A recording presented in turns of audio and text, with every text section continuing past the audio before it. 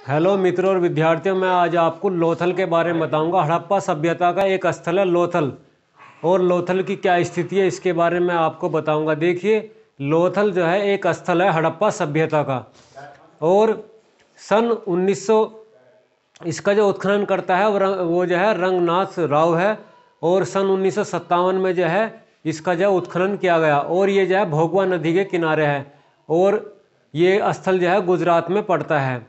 और यहाँ से हमें क्या क्या साक्ष्य प्राप्त होते हैं, जैसे हाथी दांत का पैमाना है, बाँट बटखरे यानी बाँट बटखरों की जो मोहर है वे प्राप्त होती हैं, बाँटों की मोहर जो है वे हमें प्राप्त होती हैं, और दिशा मापक यंत्र प्राप्त होता है, बंदरगाह के साक्ष्य प्राप्त होते हैं। देखिए, परीक्षा में ऐसे भी सवाल प्रश्न आ सकता है कि लोथल हड़प्पा सभ्यता का कि क्या स्थल है, या ये आ सकता है कि हड़प्पा सभ्यता का जो बंदरगाह है वो बताइए। तो ऑप्शन उत्तर जो होगा और लोथल होगा, क्योंकि लोथल जो है एक बंदरगाह है, हड़प्पा सभ्यता का बंदरगाह है। और यहाँ से जो है हमें तांबे का बैल भी प्राप्त होता है, और बहुत वस्तुएं जो हमें यहाँ से प्राप्त होती हैं।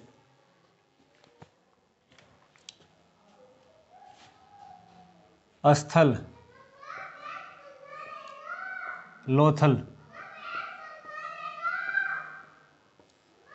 देखिए लोथल, इसका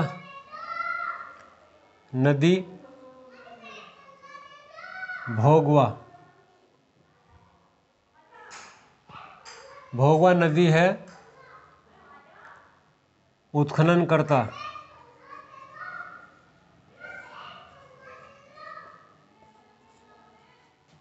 उत्खननकर्ता जो है इसका रंगनाथ राव है, रंगनाथ राव, और सन 1957 है।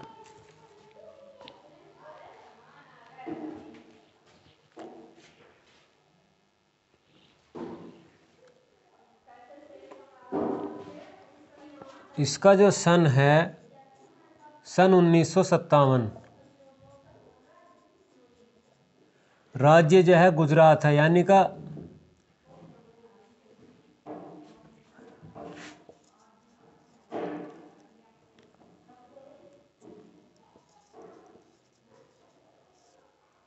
राज्य गुजरात,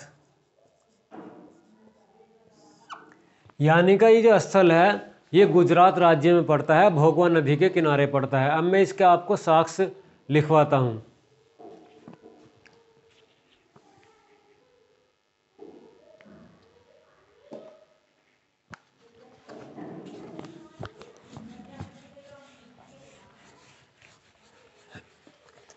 परीक्षा की दृष्टि से जो है, परीक्षा की दृष्टि से बहुत महत्वपूर्ण स्थल है। यही नहीं, सभी महत्वपूर्ण स्थल है, टीजीटी पीजीटी और अन्य एग्जामों के लिए, और एसएससी जीडी के लिए।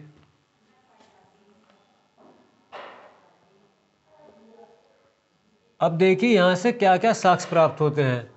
नंबर 1, हाथी दांत का पैमाना, हाथी दांत का पैमाना यहाँ से जो है प्राप्त होता है। नंबर 2 है, यहाँ से जो है बटखरे प्राप्त होते हैं, बाट और बटखरे, बाट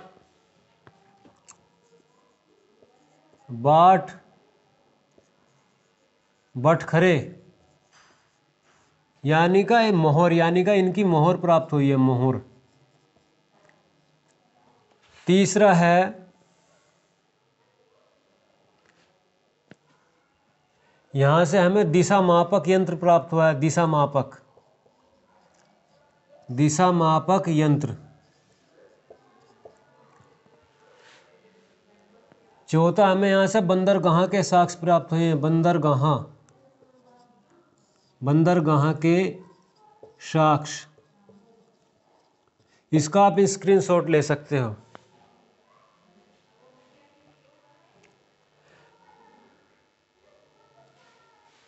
परीक्षा में ऐसे भी आ सकता है कि हाथी दांत का जो पैमाना कहाँ पर मिला, तो उत्तर होगा लोथल।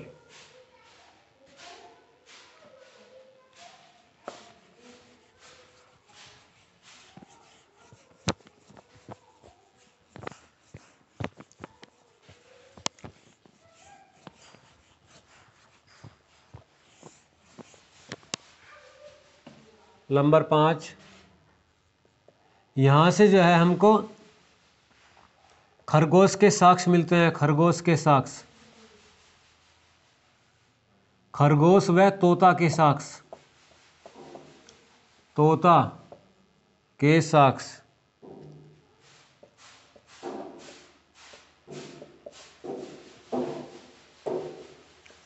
यहाँ से जो है फारस, खरगोश व तोता के साक्ष्य मिले हैं। तांबे का मैल मिलता है। नंबर 7, तांबे का बैल,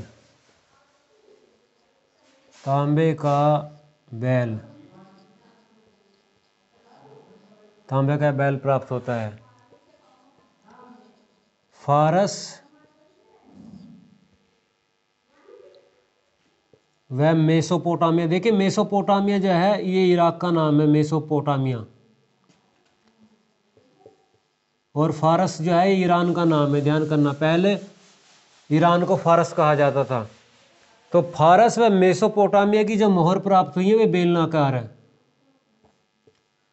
जो मोहर है वे बेलनाकार है, ये ध्यान करना आपको, बेलनाकार।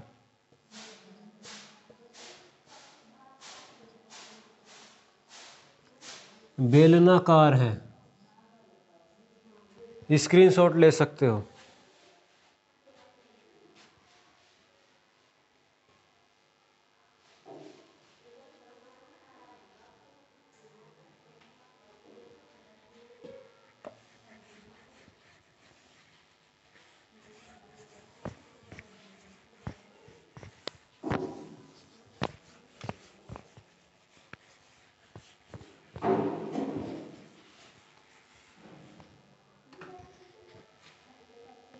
यहां से हमको रंगाई कुंड भी प्राप्त हुआ है, रंगाई कुंड।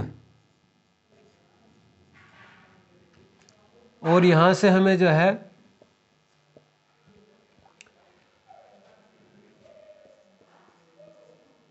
तीन युग्म समाधान प्राप्त होते हैं। और अग्निवेदी के भी साक्ष्य प्राप्त होते हैं। अग्निवेदी, अग्निवेदी।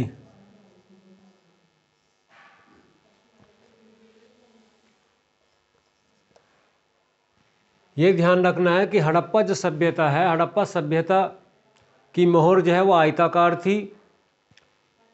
और ये जो फारस और मेसोपोटामिया की मोहर है ये बेलनाकार है।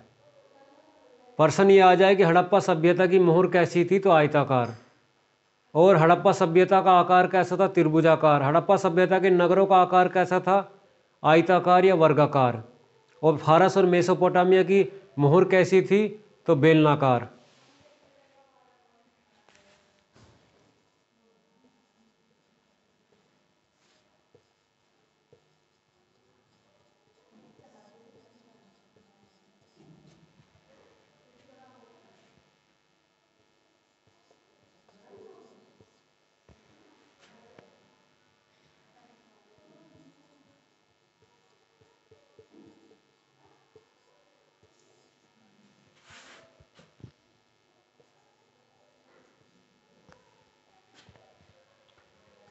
तो ये जो हमारा जो लेक्चर था, ये लोथल, ये एक स्थल है गुजरात में पड़ता है, उससे संबंधित था।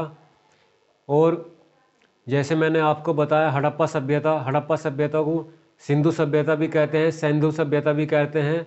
ये एक ही सभ्यता के नाम है। काशी युगीन सभ्यता भी इसको कहा जाता है, और नगरीय सभ्यता भी इसको कहा जाता है। ये मेरी वीडियो आपको कैसे लगी, आप लाइक करें, कमेंट करें और मेरे चैनल को सब्सक्राइब करें। Thank you.